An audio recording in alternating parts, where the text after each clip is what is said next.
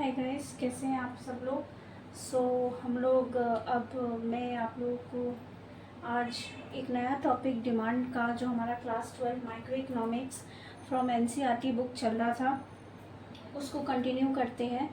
बीच में 2 दिन कुछ पर्सनल इमरजेंसीज़ के कारण जो है मेरा वीडियो नहीं हो सका, बट हम दोबारा कंटिन्यू करेंगे। And secondly, this is the festive season. हमारे नवरात्र शुरू हो चुके हैं और मैं एक बंगाली के हिसाब से हम लोग का नवरात्र से पहले वाला दिन जो पितृ अमावस्या होता है, उस दिन महालय था। Mahalaya means ending of Pitrupaksha and starting of Devi Paksha. तो ये देवी पक्ष हमारा स्टार्ट हो चुका है।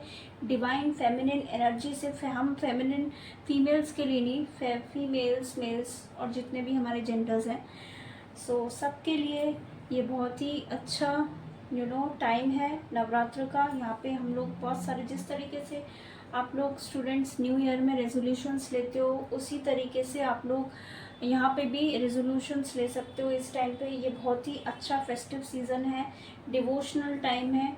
हमको डिवोशन भगवान, we should worship every day every time, thankful to God for whatever we have. हमको भगवान से हर चीज़ के लिए कृतज्ञ होना चाहिए जो हमारे पास एक एक चीज़ है। बट हम लोग जब कोई फेस्टिव सीज़न आता है तो हम लोग फेस्टिव मूड में होते हैं, लेकिन फेस्टिव मूड में रहकर भी हम लोग फेस्टिविटीज़ को भी इंजॉय करेंगे और पढ़ाई भी करेंगे, ठीक है। ये होना बहुत ज़रूरी है। जैसा कि आप लोग जानते हैं, मैं डिमांड चैप्टर स्टार्ट करवा चुकी हूँ। कुछ इंटरेस्टिंग एग्जांपल्स भी इससे पहले दे चुके हैं। डिमांड के functions, then types of demand, जैसे इंडिविजुअल डिमांड, मार्केट डिमांड करा चुकी हूँ।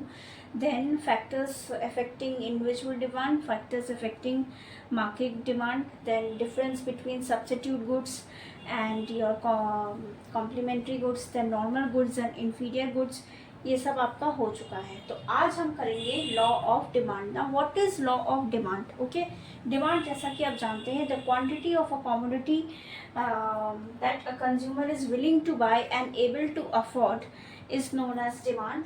ओके, ठीक है। According to his taste and preferences, अपने चॉइस, अपने टेस्ट और अपने प्रेफरेंस के अकॉर्डिंग जब कोई इंसान, कोई कंज्यूमर कोई प्रोडक्ट खरीदता है तो वही उसका डिमांड अराइज होता है। ओके, जहाँ हमको उस चीज़ को लेने की विलिंगनेस है, एबिलिटी भी होनी चाहिए। हम खरीद सकते हैं, हमारे पास पैसे, इतना इनकम है जो हम खरीद सकते हैं। जैसा कि आप जानते हैं, price and income are the basic and very important factors of individual demand. The quantity of a commodity that a consumer is willing to buy and able to afford is called demand. ये पहले भी हो चुका, पर मैं दोबारा आप लोगों को रिपीट कर रही हूँ। Now next is what is law of demand. See it states that the negative relationship, negative भी बोल सकते हो, या फिर आप inverse relationship, ठीक है, inverse relationship between price and quantity demanded keeping other factors constant। इसके भी कुछ other factors होते हैं, इसको constant रखकर, एक जैसा रखकर दोनों के बीच में, प्राइस और क्वांटिटी डिमांडेड के बीच में एक नेगेटिव रिलेशनशिप या फिर इनवर्स रिलेशनशिप होता है। ओके, जैसा कि आप जानते हैं, जब प्राइस इंक्रीज होता है, when price increases the quantity demanded decreases. Okay, ठीक है। When price decreases the quantity demanded increases. So this is the inverse relationship.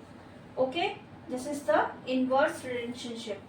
ये एक inverse relationship है या फिर negative relationship है, ये constant नहीं रहता है, but यहाँ पे हम कुछ factors हैं जिनको हम constant रखकर चलते हैं, keeping other factors constant। तो ये आपका law of demand है। It states the negative relationship or inverse relationship between price and quantity demanded, keeping other factors constant। What is the situation arrived in the law of demand? When the price increases, the quantity demanded decreases. When the price decreases, the quantity demanded increases. Because price is the most major factor, price is the major factor in your when you demand any type of commodity, जब भी आप किसी commodity को demand करते हो आप सबसे पहले प्राइस को चेक करते हो, जो मैं आपको इससे पहले भी बता चुकी हूँ। आप हमेशा पहले प्राइस को चेक करते हो, फिर आप लोग आगे बढ़ते हो। ओके, और लॉ ऑफ डिमांड को हम लोग एक और वी नेम इट, हम हर चीज़ का नाम देते हैं ना। जैसे आप लोग बच्चे, जो छोटे छोटे बच्चे हो आप लोग, अभी किसी कोई बहुत क्यूट होगा उसको गोलू पोलू नाम दे दिया है ना। So we give names. So what is the name of law of demand? Law of demand is also known as first law of purchase. Okay, first law of purchase, इसको हम लोग first law of purchase भी बोलते हैं। Okay, so आज आप लोग सोच रहे होंगे कि मैम ने स्टार्टिंग में तो थोड़ी बहुत बातें करी, फिर क्या भाई फेस्टिवल्स का सीज़न है, बीच में थोड़ी थोड़ी बातें भी होनी चाहिए। फेस्टिव सीज़न में जैसे दुर्गा पूजा के टाइम पे in Kolkata, as I am living in Kolkata, so बाकी आप अभी जो प्रेजेंट सिचुएशन है उसके बारे में मैं कुछ नहीं बोलूँगी, बट यहाँ पर आप लोग देख रहे होंगे, आप सब mostly everyone knows Durga Puja is the most very beautifully celebrated over here.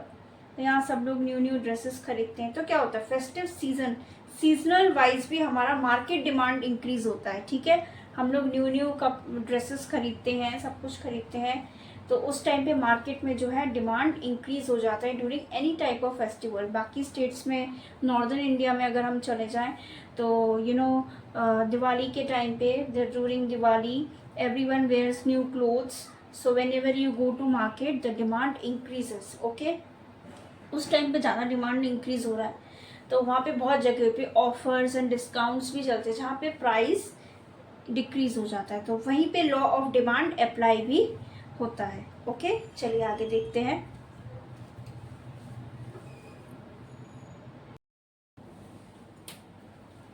Okay, चलिए अब जो मैं आपको बता रही थी, जो इनवर्स रिलेशनशिप है, जो लॉ ऑफ डिमांड में हम बात कर रहे थे, तो reasons for law of demand apply क्यों होता है, उसके कुछ रीजंस है, उसको हम जानेंगे। उसके लिए हम लोग कुछ अजम्पशंस देखते हैं।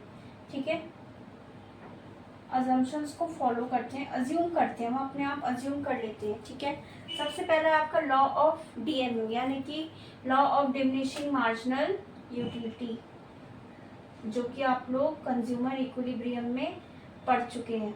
Law of diminishing marginal utility आप लोग कंज्यूमर इक्विलिब्रियम में पढ़ चुके हैं। क्या है इसका law? When a consumer wants a product, जैसे कि आप आइसक्रीम खा रहे हो, the satisfaction level in the starting is the most high, then slowly gradually when you have eaten up the ice cream totally, the satisfaction level declines. Okay, तो वो diminish हो रहा है जो मार्जिनल यूटिलिटी है। ठीक है, यूटिल्स हमने जो यूज करे थे, जो सेटिस्फैक्शन लेवल है, तो उसके बारे में बात करें तो यहाँ पर क्या होता है, जैसा कि आप जानते हो इनवर्स रिलेशनशिप है, तो सेटिस्फैक्शन लेवल हम देखते हैं, कंज्यूमर का सेटिस्फैक्शन लेवल। ठीक है, जो कंज्यूमर है वो कोई प्रोडक्ट तभी खरीदेगा जब उसका सेटिस्फैक्शन लेवल की बात हो रही है, जब सेटिस्फैक्शन लेवल पूरा हो रहा है। ओके, सेटिस्फैक्शन लेवल जब पूरा होता है तभी हम लोग कंज्यूमर को आगे वो कोई प्रोडक्ट खरीदता है। सेटिस्फैक्शन लेवल अगर पूरा कंप्लीट होगा तो वो, जैसा कि आप जानते हैं, अगर प्राइस डिक्रीज होगा तो उसका सेटिस्फैक्शन लेवल कंप्लीट हो रहा है, तो फिर क्वांटिटी इंक्रीज होगा। यहाँ पर ये inverse relationship according to law of diminishing marginality हो रहा है। Okay, now what is substitute effects? जो सब्स्टिट्यूट इफेक्ट्स आप जानते हो, कोई प्रोडक्ट जिसका हमने डिमांड किया था, ठीक है, लाइक टी अगर नहीं मिल रहा है तो उसके जगह पे हम लोग क्या खरीद लेते हैं, कॉफ़ी। Okay, substitute effect. ठीक है, टी के जगह पे क्या सब्स्टिट्यूट कर रहा है, कॉफ़ी, और वो उसी प्राइस के अंदर अगर होगा तो सेम लेवल ऑफ टी, तो फिर इसकी क्वांटिटी इंक्रीज होती जाएगी। क्वांटिटी डिमांडेड इसकी इंक्रीज हो रही है। ओके, तो प्राइस इसका अपने आप लेवल डाउन होता जाएगा। अब नेक्स्ट देखते हैं आपका इनकम इफेक्ट। ये बहुत ज़्यादा इफेक्ट करता है। नाउ इनकम इफेक्ट, इनकम सबसे बड़ा भाई, आपकी जितने आप कमाओगे, जो भी आपकी कीमत होगी उसके हिसाब से ही तो आप लोग अपनी इनकम के हिसाब से आप अपने इनकम के अंदर कोई भी प्रोडक्ट को खरीदना पसंद करते हो। फिर यहाँ पर एक डिस्ट्रैक्शन आ जाता है नॉर्मल और इन्फीरियर गुड में। आपकी इनकम अच्छी है, ओके, आपको एक ये एग्जांपल मैं पहले भी दे चुकी हूँ, कुकर खरीदना है, वो ब्रांडेड है और आपकी इनकम है जो आप खरीद सकते हो। सो यहाँ पे क्या हो रहा है, income is also increasing, like your demand is also increasing and price is also increasing. But जब यहीं पर अगर आप इंफीरियर गुड्स की बात करते हो, जो सस्ता प्रोडक्ट है, क्वालिटी अच्छी नहीं है उसकी, इंफीरियर प्रोडक्ट की आप बात करते हो, इंफीरियर गुड्स की हम बात करते हैं, सो क्या हो जाता है, when your income increases so your demand also increases. Income increases तो यहाँ पे डिमांड आपका डिक्रीज हो रहा है, यहाँ पे income decreases so the demand increases, क्योंकि ये प्राइस जो है इसका फॉल कर रहा है, so the income decreases and the demand increases. Now next is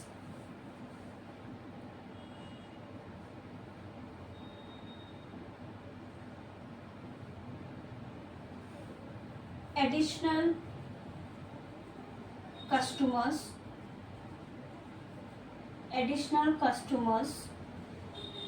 उसके बाद है डिफरेंट यूजेस।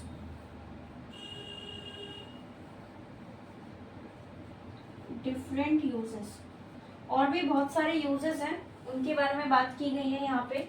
और एडिशनल कस्टमर्स, और भी आपके कस्टमर्स ऐड हो रहे हैं, तो यहाँ पर फिर दोबारा अगर आपको फिर कोई प्रोडक्ट पे एक सेट किया गया है प्राइस, तो उसका जैसे मान लीजिए एडिशनल कस्टमर्स जब आ जाएंगे तो आपकी ऑब्वियस सी बात है, price will decrease and quantity demanded will increase. Okay, so these are your reasons of law of demand, law of diminishing marginal utility, substitute goods, income effect, additional customers, then different uses. Okay, now इसके बाद है आपका exception to law of demand, इसको करते हैं। Okay, चलिए अब इसको देखते हैं, exception to law of demand, जो ये लॉ ऑफ डिमांड से बिल्कुल ही दूर रहते हैं। इससे पहले हमने रीजंस देखे, ठीक है। तो सबसे पहला आता है गिवन गुड्स। ना बहुत ही इंपॉर्टेंट टॉपिक है। ना व्हाट इज गिवन गुड्स, जिन गुड्स को हम चीप गुड्स या फिर inferior goods, quality less goods, यानी कि लोगों की मेंटालिटी सबकी नहीं होती, but many people think that the goods which are गिवन goods which are cheap in rate are also quality less, we should not buy. अगर बहुत चीप है इसको नहीं, तो इसकी क्या होती है, डिमांड बढ़ती नहीं है, तो इसका फिर प्राइस भी कांस्टेंट, मतलब एक ही लेवल पर ही रहता है मोस्टली। सो जैसा कि बहुत लोग जानते होंगे हाट वगैरह लगते हैं, तो वहाँ से बहुत लोग सामान नहीं लेते, mostly people don't buy from there. तो वो क्या होता है, गिवन गुड्स का वो प्राइस रेट एक ही रहता है एंड वो नहीं बढ़ता। So what happens here, the price is also less and the demand is also less, ठीक है। तो लोगों की क्या मेंटालिटी है, चीप सामान है, इसको हम खरीदेंगे ही नहीं, ठीक है। ओके, तो फिर इसका इनवर्स रिलेशनशिप नहीं होता, ये डायरेक्ट रिलेशनशिप होता है, तो ये भी आपका लॉ ऑफ डिमांड से काफी दूर है। Next is status symbol goods.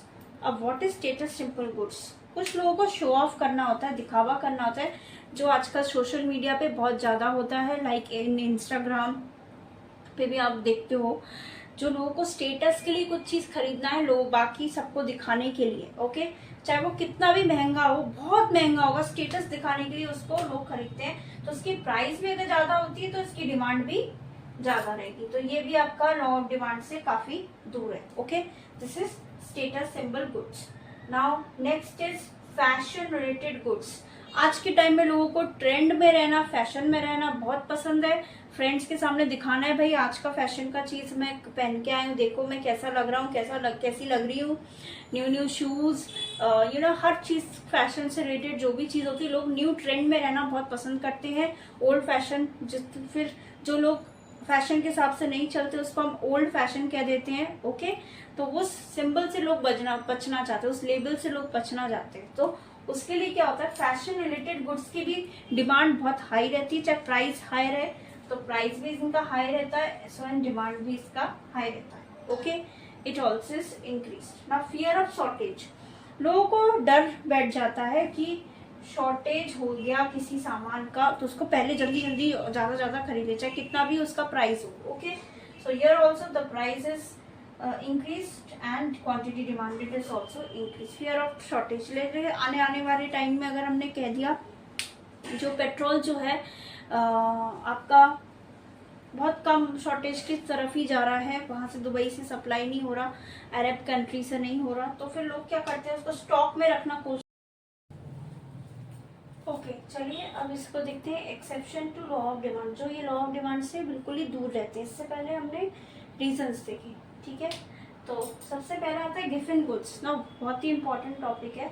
ना व्हाट इज गिवन गुड्स, जिन गुड्स को हम चीप गुड्स या फिर inferior goods, quality less goods, यानी कि लोगों की मेंटालिटी सबकी नहीं होती, but many people think that the goods which are गिवन goods which are cheap in rate are also quality less, we should not buy. अगर बहुत चीप है इसको नहीं, तो इसकी क्या होती है, डिमांड बढ़ती नहीं है, तो इसका फिर प्राइस भी कांस्टेंट मतलब एक ही लेवल पर ही रहता है मोस्टली। सो जैसा कि बहुत लोग जानते होंगे हाट वगैरह लगते हैं, तो वहाँ से बहुत लोग सामान नहीं लेते, mostly people don't buy from there. तो वो क्या होता है, गिवन गुड्स का वो प्राइस रेट एक ही रहता है एंड वो नहीं बढ़ता। So what happens here, the price is also less and the demand is also less, ठीक है। तो लोगों की क्या मेंटालिटी है, चीप सामान है इसको हम खरीदेंगे ही नहीं, ठीक है। ओके, तो फिर इसका इनवर्स रिलेशनशिप नहीं होता, ये डायरेक्ट रिलेशनशिप होता है, तो ये भी आपका लॉ ऑफ डिमांड से काफ़ी दूर है। Next is status symbol goods. अब what is status symbol goods, कुछ लोगों को शो ऑफ करना होता है, दिखावा करना होता है, जो आजकल सोशल मीडिया पे बहुत ज़्यादा होता है, लाइक इन इंस्टाग्राम पे भी आप देखते हो, जो लोगों को स्टेटस के लिए कुछ चीज़ खरीदना है, लोग बाकी सबको दिखाने के लिए। ओके, चाहे वो कितना भी महंगा हो, बहुत महंगा होगा, स्टेटस दिखाने के लिए उसको लोग खरीदते हैं, तो उसकी प्राइस भी अगर ज़्यादा होती है तो इसकी डिमांड भी ज़्यादा रहेगी, तो ये भी आपका लॉ ऑफ डिमांड से काफ़ी दूर है। Okay, this is status symbol goods. Now next is fashion related goods. आज के टाइम में लोगों को ट्रेंड में रहना, फैशन में रहना बहुत पसंद है, फ्रेंड्स के सामने दिखाना है, भाई आज का फैशन का चीज़ मैं पहन के आई हूँ, देखो मैं कैसा लग रहा हूँ, कैसी लग रही हूँ, new shoes, you know her cheese fashion से रिलेटेड जो भी चीज़ होती है, लोग न्यू ट्रेंड में रहना बहुत पसंद करते हैं। ओल्ड फैशन, फिर जो लोग फैशन के हिसाब से नहीं चलते उसको हम ओल्ड फैशन कह देते हैं। ओके, तो उस सिंबल से लोग बचना चाहते हैं, उस लेबल से लोग बचना चाहते हैं, तो उसके लिए क्या होता है, फैशन रिलेटेड गुड्स की भी डिमांड बहुत हाई रहती है, चाहे प्राइस हाई रहे तो प्राइस भी इनका हाई रहता है, सो एंड डिमांड भी इसका हाई रहता है। Okay, it also is increase. Now fear of shortage, लोगों को डर बैठ जाता है कि शॉर्टेज हो गया किसी सामान का तो उसको पहले जल्दी ज्यादा खरीदे, चाहे कितना भी उसका प्राइस हो। Okay, so here also the price is increased and quantity demanded is also increase. Fear of shortage, लेकिन आने वाले टाइम में अगर हमने कह दिया जो पेट्रोल जो है आपका बहुत कम शॉर्टेज की तरफ ही जा रहा है, वहाँ से दुबई से सप्लाई नहीं हो रहा, अरब कंट्री से नहीं हो रहा, तो फिर लोग क्या करते हैं, उसको स्टॉक में रखना कोशिश करते हैं। ओके, स्टॉक में रखने की कोशिश करते हैं। टक्की कोल। ओके, सो नेक्स्ट है आपका इग्नोरेंस, ठीक है। इग्नोरेंस कैसे इग्नोर करना है आप लोग, जैसे कि मान लीजिए एक आप लोग कहीं मार्केट से जीन्स या फिर टॉप कुछ भी खरीदने गए और उसका एक्चुअल रेट है 1500, आपको शॉपकीपर में या किसी ने हमने बताई 3500, तो आप लोग इसको ही मान के चलोगे, इस प्राइस को आपने इग्नोर कर दिया, वेरीफाई नहीं किया, चेक नहीं किया, कुछ भी समझ लीजिए। सो ये आपका 3500 को ही आप पे करके आ गए, so this is your ignorance. Next is necessities. अब नेसेसिटीज सबसे ज़्यादा ज़रूरी, सबसे बड़ा एग्जाम्पल आपका नेसेसिटीज का है मेडिसिन।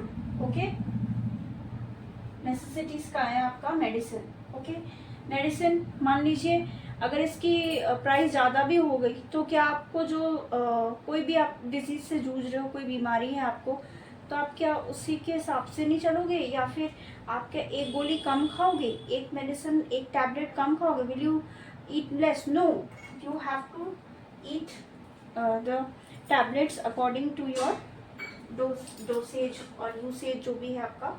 सो आपका इसका भी जब प्राइस इंक्रीज रहेगा तो quantity demanded will also increase.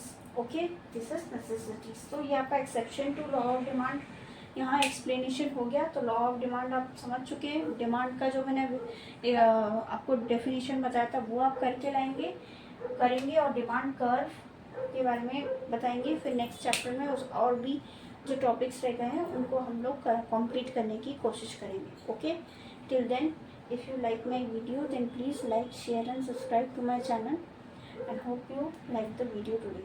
Bye.